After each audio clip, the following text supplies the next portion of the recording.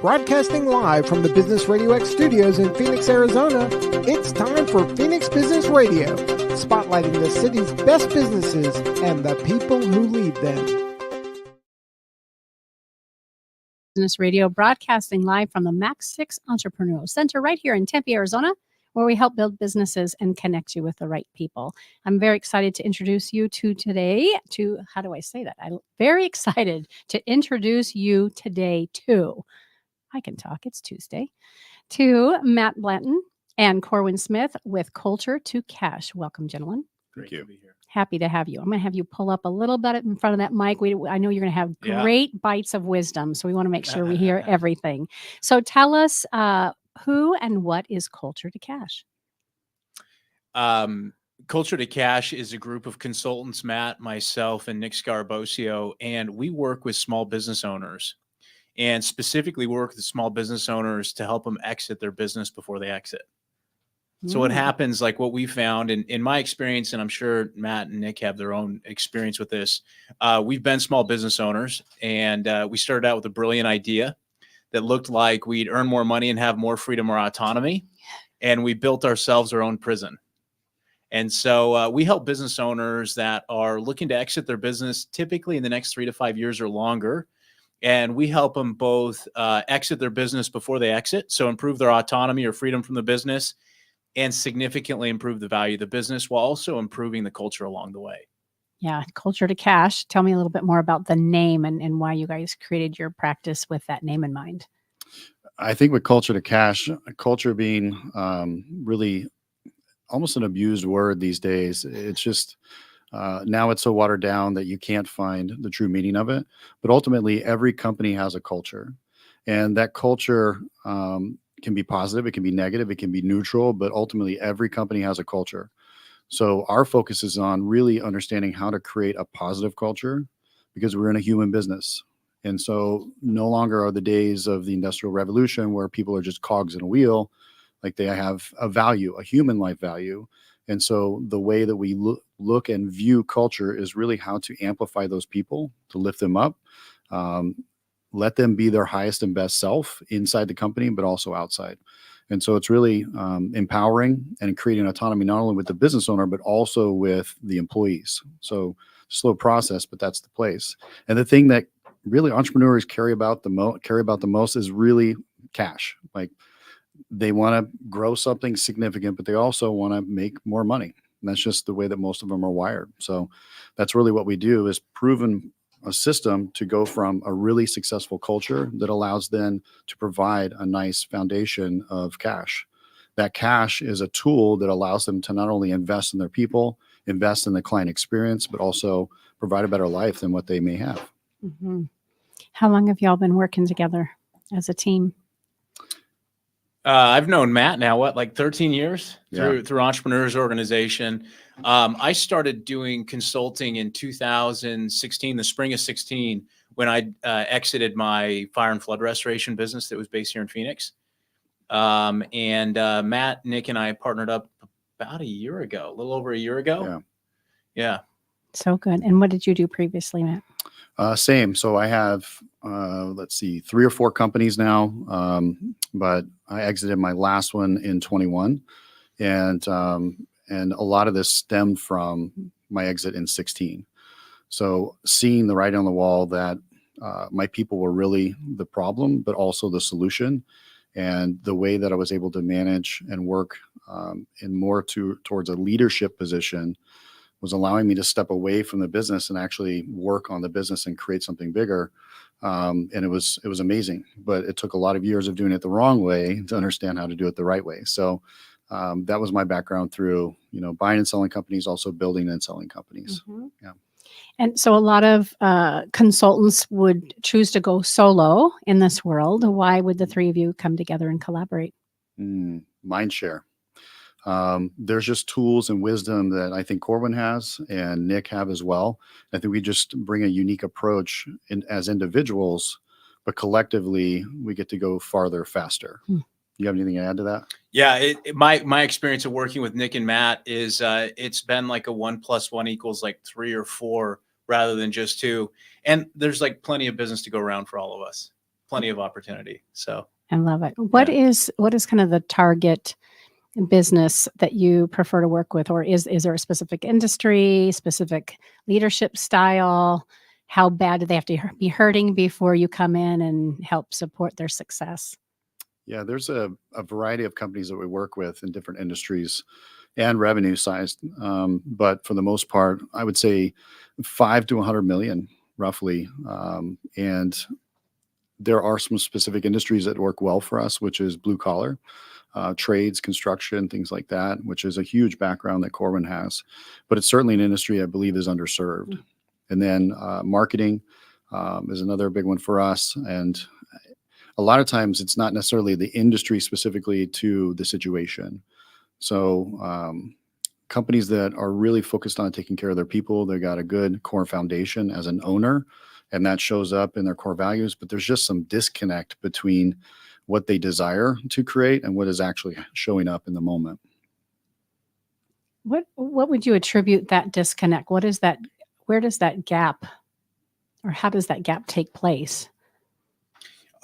Most entrepreneurs that we work with are highly creative and innovative in the way they work. And I think that's a blessing and a curse. So I can't think of a single client we've been effective with that was really at their core hands-off managers. So their belief and their philosophy is that I can hire people and put them in place and get out of their way, and they're just going to be successful, right? One of my favorite ones is where you have a highly creative, visionary type CEO, and their belief is I can just hire a COO or general manager to run the business. And they have a nice pedigree or background, and I can put them in the business and it'll work. 99% of the time, it doesn't work. And we've witnessed it over and over and over again, because at the core, their business does not really have any strong organization or structure in place to begin with. They may have job descriptions, they may not. Their meeting rhythms are totally lacking. Like it's like a miracle that the business is running as it is. And so we come in and we fundamentally bring structures that work, that have been proven out over tens of thousands of companies, and help teams and companies implement these structures and processes to help the business run more smoothly, but also in alignment and in flow. Yeah, what's a meeting rhythm? Meeting rhythms, fundamentally, we take that from the heartbeat. It's the heartbeat of the organization. Yeah. So like if your heart doesn't beat regularly, mine doesn't, by the way, I have a heart arrhythmia. If it gets severe enough, I have problems. And the same goes with the organizations, is having a consistent heartbeat for the organization. Daily huddles, weekly meetings, monthly meetings, and a consistent rhythm and schedule where teams come together, they communicate, they solve issues or challenges, get connected, and then go back out and work. Mm-hmm. The challenge with that is that even though companies right now are doing meetings, doesn't mean that they're effective. And so there's been lots of studies around death by meeting. There's been books on it, but ultimately a really well-run meeting has a beginning, a middle, and an end. It's got structure. It's got pieces of it that allow people to be heard, to problem solve, and move through so that they're being productive with their day. Otherwise, it's just coming in and it's checking boxes and nothing really is being done. And we find this all the time. Even in larger organizations, it's happening all the time. People are just showing up, they're going through the motions, but nothing's actually really happening. And I think people will be surprised how productive they can actually be when they have the proper structure in place and they're actually doing it. The foundation of a meeting is really built on trust. So if people in the room don't have a level of trust and that container is not held and it's not done the right way, there's another area of opportunity where they can start to actually increase the productivity of that meeting. I bet it's fascinating to see teams go from, oh my God, we have another meeting, to hooray. Mm-hmm. I can't wait to get in there and take a bite off what we've got going on. Do you see that shift? Big time. Yeah. And how does that feel for the business owner or the executive leader? It's got to be amazing. Yeah, it's certainly an awareness piece of, wow, I didn't know it could be like this. Yeah. So they get into it, and it may take a little turbulence to get things to settle down. So the container is shaken like a snow globe, things settle down in the right place. People understand, they have a voice, and then all of a sudden it starts to move a little smoother. So feedback on that is probably one of the more powerful pieces. I love that metaphor you just shared too. I would imagine that there's times where you're in a cadence, you're in that flow, whether it's, work, everybody's doing their own thing, or you're in a meeting, and then to come in and intentionally shake that snow globe so that it's purposeful, meaningful, and it's setting the tone for what's next. That's a great example of how to guide and lead. Yeah. How long do you typically work with organizations? Does that vary? Yeah. So our initial hypothesis working with the companies, we'll usually do 90 days together. I've been doing this now for, 7 years. My longest standing client's almost 5 years with me.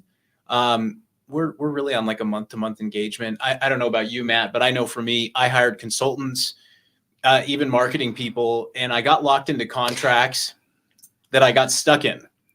And it's like, we're not getting results. Like, can I just buy you out of this thing? Because this is not working. Our philosophy is like, if we're doing good work, our clients are going to want to keep paying us. Yeah. And if we're not, then like, let's part as friends. That's like, the okay. same way that I work with Phoenix Business Radio X, and in my coaching practice. Yeah. Like you, I've been in too many ironclad agreements. Oh my gosh. And could not find my way out other than writing a check every month, just swearing, handing it over and getting nothing back. It's the worst. Yeah. That I love that when we've had those experiences, we can build our businesses differently so that it's a win-win. Totally. Yeah. That's what we're after. Yeah. So good. Yeah. Let's talk. Go ahead. Well, I was going to say that goes back to the idea of an energy exchange. So energetically, that's a whole negative energy exchange. When somebody's having to write a check and that person's receiving it and it's not feeling its high value, that exchange is off. So it's very one-sided, and that doesn't work. So again, I think to our point, I don't want a contract that somebody feels obligated to stay in because I'm not getting the best of them and they're not going to get the best of me. So I don't, in certain situations, contracts may make sense. For what we do, we prefer month to month because we get to prove our salt every month. Mm-hmm. Talk to me a little bit more about just the way that energy and that type of mindset comes into the way in which you show up for companies, right? You're speaking my language. Anybody who listens to any of my shows know that that's my language. Tell me what energy means to you guys in your practice, and then how does that show up in the tangible results that a company experiences with your help? Yeah, I think from top down. So part of one of the things that we'll create is really a strategic vision about where everybody's going. Like, where is this company going? What's the reason behind it? Oftentimes in the background, we'll work with the individual CEO or entrepreneur in order to create their own personal plan, their own personal life plan, so that they know where they're going personally. Because oftentimes this is a story of, does the dog wag the tail or does the tail wag the dog? So many times entrepreneurs get down the road and they find that they're the ones that are not in control anymore. And so their life looks completely different than what they anticipated it to look like. The challenge with that is now 10, 15, 20 years or more has gone by, and they're further down the road, farther away from the thing that they wanted or who they thought they were going to be or what things were going to look like. So as we look at that and we build that plan for them personally, then we can go into the company and we can start to say, okay, what's the container we need to create here in order to meet the vision of the owner, as well as meet the obligation, the purpose, and the kind of the vision of where they thought this thing was supposed to go. And then it's an alignment. And that energy exchange is really, it's the first major shift, I think, in the light bulb to go off for them to say, hey, I don't have to tolerate or be in this situation anymore. It is a choice. And so I get to choose which way I'm going. And here's what I want to create. And that's energizing. That's exciting. That gets them reinvigorated about the business. So that's a whole different leader that's at the helm of the boat so that they can start to create and invigorate other people on the team. How easy does that come for some? I would imagine that if we've been in the trenches and we're building a business and we're feeling like we're pointing the fingers at our vendors or our clients or customers or even our teammates, and then to have to inwardly look at how am I showing up, is that tough for some? Absolutely. Ultimately, we look at it by personality profiles as well. So when we're engaging with an owner or anybody on the team or anybody in the organization, we're assessing and kind of seeing where they're making decisions from. How do they make decisions? What's of high value to them and what's not of value to them? Because they have to fit within a certain kind of way that they work that's allowing the organization to get the best out of them, and them to also feel like they are purpose-driven and they show up and excited to work every day because they're doing the thing that they're wired to do. It's that idea of, their true genius. And so allowing them to be expressive in that is ultimately, I think, the goal of every business owner, is to have everybody in alignment that's truly in their zone of genius. So the business owner's personality can be wildly different. We have some that are true visionaries, and they're in the astral plane just trying to build this amazing thing. Elon Musk is, most notable for things like that. But with small companies, we also have to ground. So we have to have the vision, and we also have to ground back in. And I think that's where you may have a second in command or somebody there that is really kind of holding down the space and saying, okay, that's great. Where does that fit in this longer vision? Okay, let's put that over here. We're going to talk about that in another 6 months or a year. So it is a management of dealing with personalities, and there's a lot of them. So that's something that I think is highly valuable once they understand that not everybody's wired the same way. Mm-hmm. Has that been your experience as well? Yeah, I think it was 2014, and I had a lot of men have a midlife crisis. I had a third life crisis, in that my mom died suddenly in her sleep at 53, and it was jarring for me. And I was operating my company at that time, and I was probably semi unconscious. I was really caught in the fray and in the momentum of the business. And it caused me to really do a lot of reflection. And I just got really clear that we spend, better part of 60% of our waking hours as human beings at work. It's significant. And so as a business owner, if I'm not doing work that's really aligned with what I feel like my deeper purpose is, if my people aren't doing work that really lights them up and is connected to their deeper purpose, I think we're wasting our lives. Wow. Yeah. And how, if you don't mind me asking, how did you find your way out of that to now be saying, okay, gosh, I must have gone through that so I can be of greater service to other business owners? Do you bring some of those, I'm going to call them techniques for lack of a better word right now, but what do you bring into your practice now that helped you get through those times? I think for me, it's like, Matt mentioned this, this exercise we do, particularly with owners. We do it with some of the leaders too, but we help them develop a one-page life plan that mirrors their one-page business plan. The way we see it is like your business is merely a vehicle. That's it. It's a vehicle for you to get what you want out of your life. And in life, we have a super practical purpose, which is earning and saving enough to take care of our family now and through 30 years of unemployment, aka retirement. Mm-hmm. People like to call it retirement, but it's unemployment. It's not sexy for some. For others, it's great. So number one, like there's a hyper practical purpose, but then there's also an existential purpose, which is like, when I get to the end of my life and I'm really taking a look how I spent my days and my hours, am I going to feel like I actually was in alignment with what I feel my deeper purpose is and the impact I wanted to make in the world? So we help owners ground that in with a one-page life plan that mirrors the one-page business plan. And we help them get ultra clear on like, this is the kind of difference I want to make in the world. And how does it actually express itself inside of the organization specifically or not? Mm-hmm. And how do we need to change? Mm-hmm. Yeah. Is it, when you use the word vision, is that really a piece of it, or is that the all of it?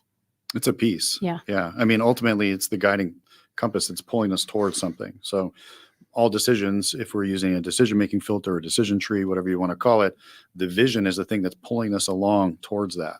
And that's the thing that allows us to use a true North Star. And if we get out of alignment, it's easy for us to be approached by another team member or a spouse or something like that and say, hey, here's where you're going. You're kind of out of alignment. Let's get back on track here. And so it opens up, again, an ability to have some level of conflict, but in a good way, because it's grounded in where they're supposed to be going, the purpose and the vision. The guesswork is no longer there. There is no more guesswork. It's very intentional. Yeah. Yeah. You said something else just a second ago, communication. Let's talk about communication. How important is that? And where do you see that businesses are failing in that area? Why don't you speak the language? Well, the number one illusion of communication, as it's often said, is that it ever took place. Oh. Yeah. Wow. Yeah. How about that? I've never heard that. Yeah. So communication is a hard word because we could survey just the people around the table here and we'd have 5 different definitions of what communication is. for communication to really be effective, my message that I'm sending actually has to be received and heard by whoever I'm communicating with, which is really hard. Yeah. Like, it's why I suspect people are at war and relationships fail and everything else. And it just really comes down to broken communication. And it shows up in organizations consistently. My experience is most organizations under communicate at the core. I found it happen often where there's like inner team drama. It is the only way I can describe it. And the irony is like, but by us shifting how they meet in a weekly and a daily meeting rhythm, it eliminates most drama because it gets people together and it gets them to talk to each other and like actually confront each other and just have a conversation. It's amazing how much can be solved by just actually communicating and dropping in and listening to other people, but also being able to speak clearly to other people about what's going on and moving the action forward. Yeah. Is the phrase you use constructive conflict? Did you say constructive conflict? That's where I went in my mind. Do you remember what you said? That sounds good. Let's use that. Let's go with that. Not that it matters how it was worded. I hear what you're saying. So you're letting business owners and teams know conflict is good. It's encouraged. Let's do it so that we're not beating each other up. Yeah. What else is there to that piece of it when we're talking about conflict and how to work our way through that? I just had this conversation in a phone call with another client on the way here. And one of the things that I want them to remember, and I have to remind myself of this as well, is there's something that they're needing and there's something that I need to hear. So am I open? Am I aware? Am I able to offer that to them to allow them to be heard or to be seen? Our kids, our spouse, our employees all want to be seen. And they want to be heard. So if that's the case, am I ready to be receptive? Because what they're saying sometimes is just bouncing off. I'm not getting it because I may have my own agenda. There's ego involved and all those types of things. So if I'm focused on being present and being open, I can understand and better receive the information they're trying to give me. Thus, me then echoing back, okay, here's what I heard. Is that right? No, that's not it. It's like this. Okay, great. So it's like this plus this. Okay, great. And so it's a way to land in a space where you're now starting to align with each other. And again, that's really at the base level what everybody wants. They want to be seen and heard and loved, obviously. So, but we're not going around giving back hugs and big hugs necessarily to everybody. So, but for the most part, people are wanting to be able to see the vision and they want to see what impact they have on that vision as well. So when it comes to communication, oftentimes it's what's in it for me. A lot is the thing that comes up for them. Mm-hmm. And so we may have to speak to that or we have them echo that back to us. What are you looking for? It's good. It's okay to understand what their wants, desires, and needs are. Here's what I'm looking for. Here's where I want to go. Here's what I want to do. And that's not just in the business. That's also personal. So understanding these things, I think as business owners or entrepreneurs, our job to help facilitate them along that path. Now, we can't do it for them necessarily, but we might be able to help them along the way with some level of education or painting out, hey, have you considered this? Or here's a piece of education you can go do. We may pay for that. So there's some things that can show up with that. And again, that's at a very basic human level. That's what people want. So we're helping them get what they want. Mm-hmm. Let's talk about that plan to exit then. Did I hear you correctly when we first started the conversation that typically it's about 3 to 5 years before they're ready to sell or hand it over to, is it typically, employees or younger children who are just dying to have the business? Which is becoming less and less common. It really is, isn't it? Yeah. So when is it important for a business owner to start thinking about their exit? It's now. Yeah. Now, there's a book by John Warlow that I really love, and I know it's deeply impacted Matt and I both, called Built to Sell. And John Warlow's whole, philosophy in the book is like, hey, whether you're going to sell your company or not, build it to sell. Companies that are ready to sell are far more healthy and well-ran companies than companies that aren't ready to sell. Why is that? Well, there's a few big drivers of value. The number one driver of value is free cash flow, or earnings is the number one driver of value. And this is for 99.9% of business sales. There's always anomalies, right? And then number 2 is owner autonomy or freedom, meaning that we can pull Tom out and we can put Fred in, and the business is the same fundamentally. And the same goes if the business can run without the owner, that's a healthy business. And if it's earning free cash flow, that's the oxygen to keep it going. What I find is business owners really have to ask themselves, like, am I building this business to get my own emotional needs met, to feel important or needed or something else? Or am I actually looking at my business as like a vehicle to like take care of my family's financial needs and also do good in the world? And doing good in the world is not me being super needed by my team. One of the things we watch happen when we work with leaders and managers to manage more effectively is they become really good problem solvers.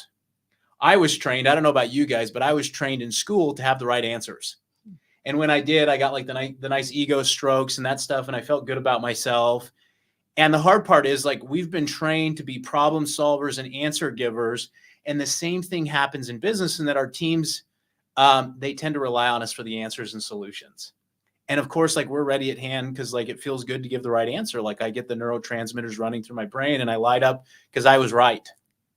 However, it leaves me trapped in the business and stuck in the business instead of actually teaching people, number 1, to start to think and problem solve themselves and empower them, which actually helps them feel better about the work they're doing, number 1. But number 2, actually start to rely on each other and their team.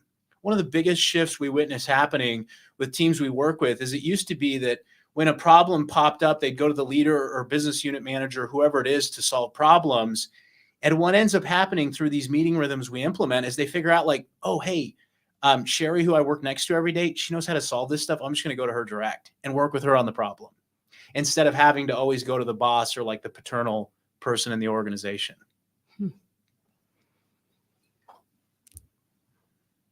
What's next for you guys as far as building your business and helping others exit? Is there a collaboration that you're looking forward to? What kinds of things that make sense for you coming into 2024?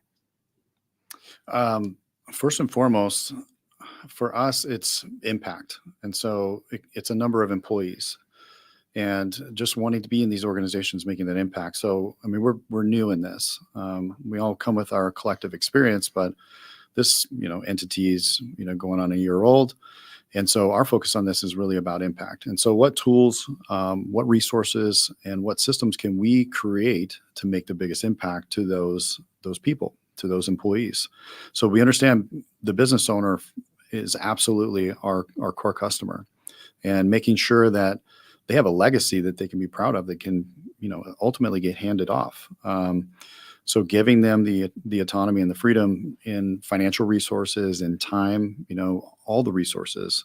So if we can do that, and they can empower their teams and they can grow, including the oxygen they need that Corwin mentioned, which is the cash side, allowing that company to grow, those are people that are employed. They're making good wages. They've got a great culture. So they have more excitement to come to work. And I think that's the biggest impact. So for us, that's where we're headed, is how do we impact the most amount of employees with that mission? I love that. Is that what helps you go comfortably to sleep at night, knowing that it's not just the one and done? It's really like, I can see this web that just kind of filters out. It's throwing a little pebble into a pond and watching it filter out. Yeah, I think for us, I'll speak for myself, but it's the emails, the texts, the phone calls that I get at random times. And it's from either a leadership team member or even an employee or an entrepreneur. It's just like, hey, I did this thing. Here's what happened. And it's drastically changed my life.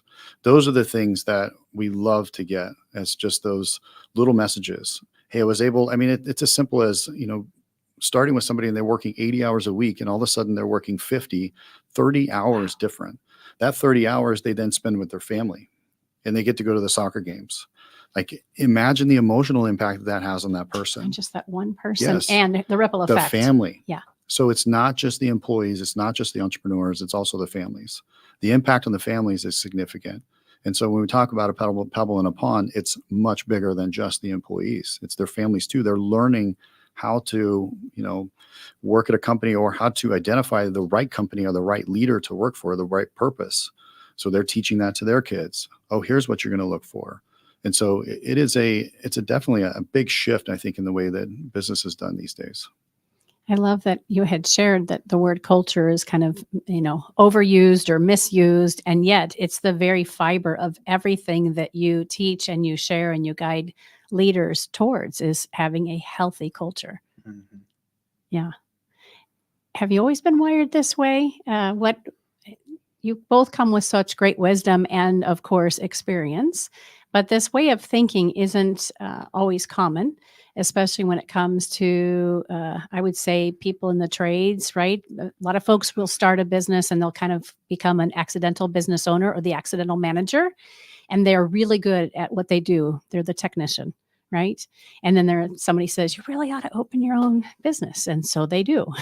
And then all hell breaks loose. So Sometimes you want to slap that friend or give them a hug. You're not right. sure. I'll let you know in a couple years. Exactly. Yeah. It depends.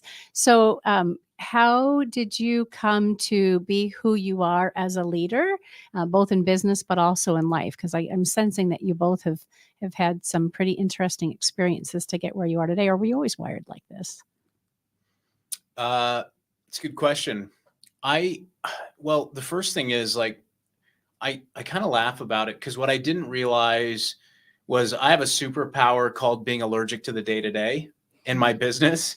And so in my last company, there were pinch points where I worked really long hours, like 50, 60, 70-hour weeks when we started.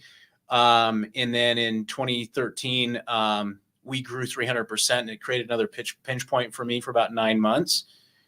But like number one is like I kind of always had an allergy to the day-to-day.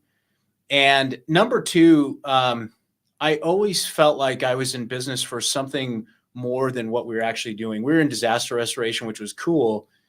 But like what originally pulled me into it was actually helping people. So before I did that, I did medical sales and I called on doctors' offices and I got paid well. And I had like a really nice sounding job. But when I started the disaster restoration company, I just found myself kind of hollow because I was making good money and I had a good job, but I couldn't actually see the impact I was making on the quality of people's lives doing medical sales. I didn't see it, period.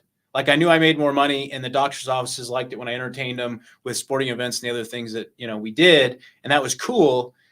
But there was no direct impact to seeing like, oh, like we actually improved people's lives, which pulled me into disaster restoration.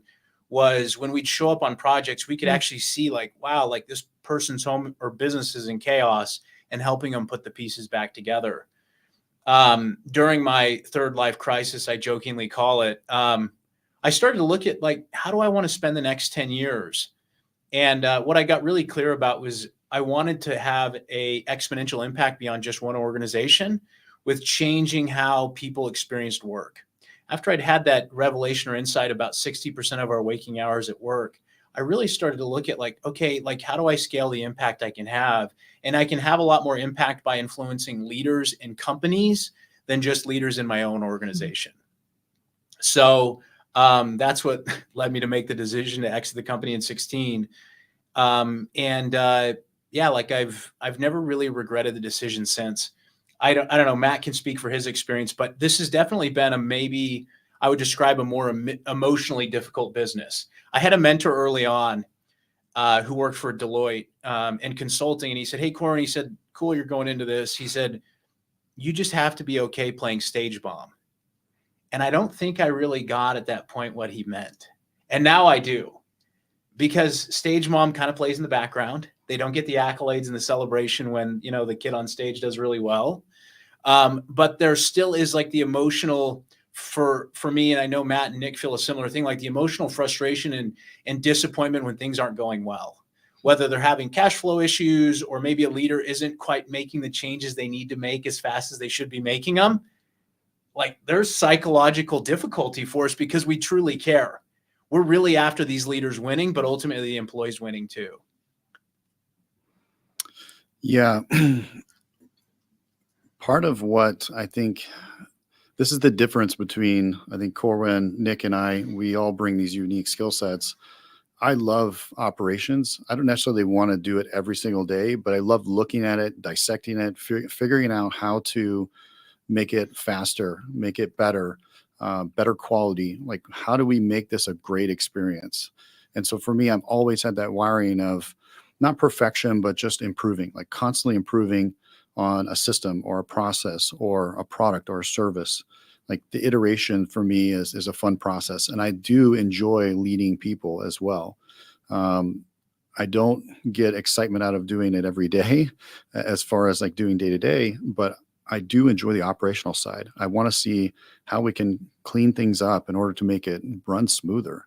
And so that's always been a hardwire for me. And I think the other piece for me that allows a uniqueness to this is the time I've spent in working in men's transformational work for a couple years. And we would run these Hell Week style 1 week intensives. But the whole premise of it was really about getting married businessmen out of their current state and stuckness in order to see a new possibility, and then helping them through that possibility. And so better husbands and fathers, better leaders in the company, better community leaders, like that was the whole premise of it. And so I take that and I bring it into this. And so there's a level of real deep personal work that's combined with the company so that there's total life alignment. And so that's the stuff that I truly enjoy. And I think that's the nuanced piece that I'll bring to the team. And Nick has a similar experience as well, but he's got another fantastic story and great experience and tool set that really helps Corwin out tremendously, because sometimes I feel technically inept. And Nick is he's a ninja. So we appreciate him. He's our greatly. AI. Yeah. Oh, that's good. Your own personal AI. Yeah. I love it. So how do business leaders get a hold of you? What does that look like if they're listening today and they reach out? How does the conversation start to see if they're a good fit and if you're in alignment with what they're looking for? Yeah, I think best thing is to reach us at www.culturetocash.com, or you can just email Corwin or I at matt@culturetocash.com or Corwin@culturetocash.com. Either way is fine with us. Mm-hmm. It starts with a conversation. It does. Doesn't really every great decision or every poor decision start with a conversation? Right. Hopefully more of them are good decisions. Sure. And are you working with companies just here in Arizona, or is this nationwide? What's the scope? Yeah, nationwide. Nick and I were actually just in Jacksonville, Florida last week, kicking off with a real estate company. And then, we got companies right here in our own backyard in Mesa, Phoenix, Gilbert. So it really spans the nation. Excellent. Yeah. Fantastic. And we can find both of you on LinkedIn. Yep. And where else on social media for Instagram, Facebook. Of course. Good. So good.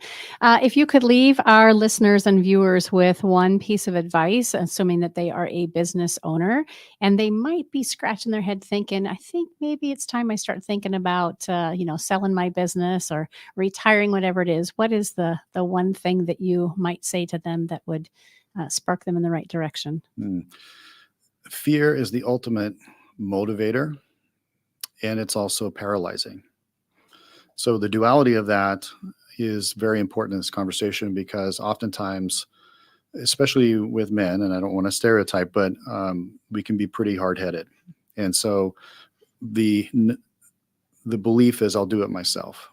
And so I would encourage, no matter if it's with us or somebody else, but have somebody that you can invest in that truly cares, that will help you expose blind spots and allow you to move quicker to what you want, and also farther away from what you don't want faster. So good. Yeah, Matt said it perfectly. And on top of that is two other things. Number one is knowing how much is enough, right? Like what we found is, like, some entrepreneurs build and sell multiple companies like Matt. They build and sell one or two. What's hard is, like, we've witnessed it where an entrepreneur spends 20 or 25 years building a company.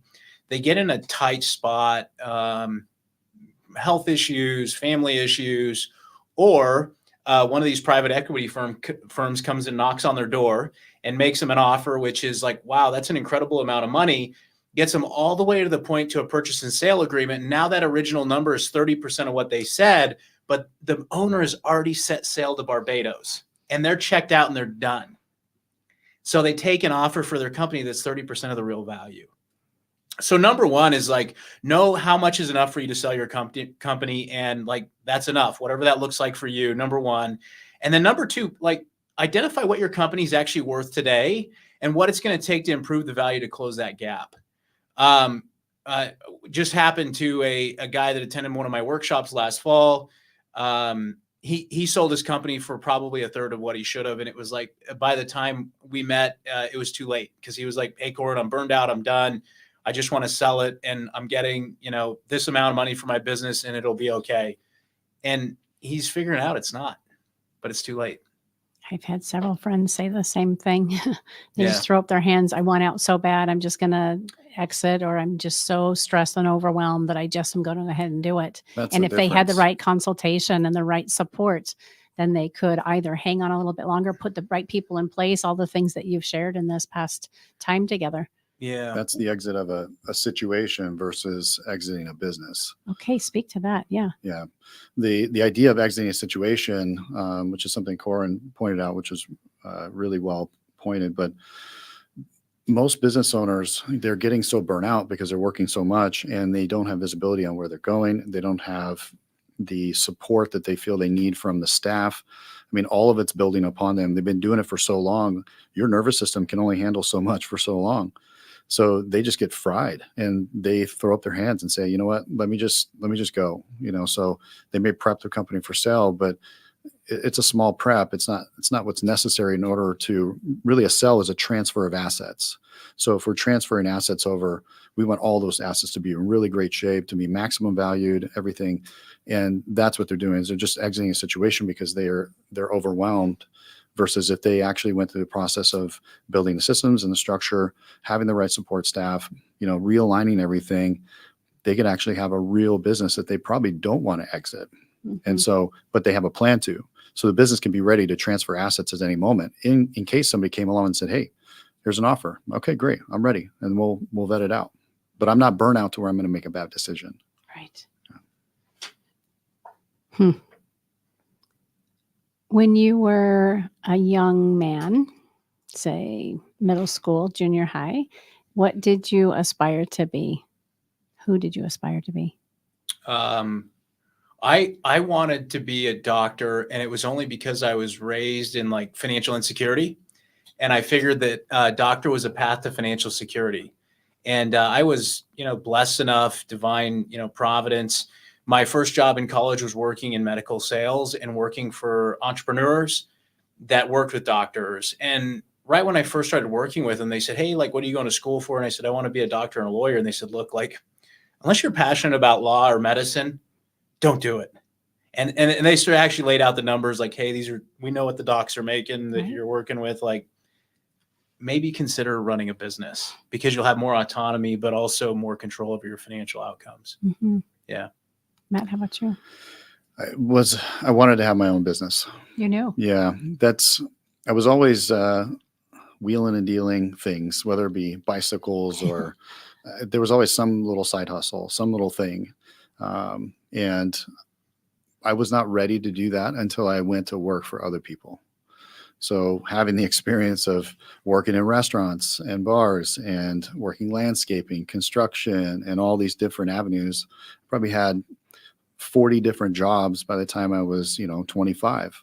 And all those things were great experience to let me make sure that what I was doing was what I wanted to do. So it's always been, I'd make the worst employee. So, and I say that candidly, but I like being on my own and doing my own thing. And so it's easy to identify with business owners in that space, because I understand what that's like. Like, it's just uncomfortable. You don't feel like you're in your own skin, and you want the autonomy of making decisions. What I never worked for was a company that allowed me to do that within their own organization. So I don't know what that's like. So I'm glad that we have the opportunity to create that for others. So there are employees that shouldn't open their own business, but they have the ability to be an entrepreneur inside the organizations with the companies that they're working with. So, yeah. I love that.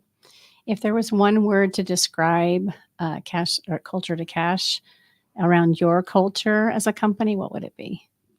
I'd say freedom. Uh-huh. Yeah. We're after creating, like psychological freedom for owners and leaders is how I'd best describe it, but also like freedom to do what they want on their terms. Yeah. Would it be the same for you? Agreed. Yeah. Freedom, offering opportunity for freedom. Yeah. And then being great examples and models of that. I can sense that about both of you, and I would imagine your partner as well. Yeah. Great. So one more time, how folks can stay in touch with you: Instagram, Culture to Cash, as well as the website itself, culturetocash.com, both on LinkedIn. Where else? That's it. Yeah. That's it. So good to be Snail with. mail. Snail mail, right? Who's doing Yeah, that anymore? exactly. What's a stamp? Yeah. Very good. Well, thank you both for spending your afternoon with us. It's been great to get to know you and introduce Culture to Cash to our listeners and viewers. You've been listening to Phoenix Business Radio, broadcasting live from Mac 6 Entrepreneurial Center. Some media leans left, some lean right, and we lean business. Until next time, I'm Karen Nowicki. Thanks.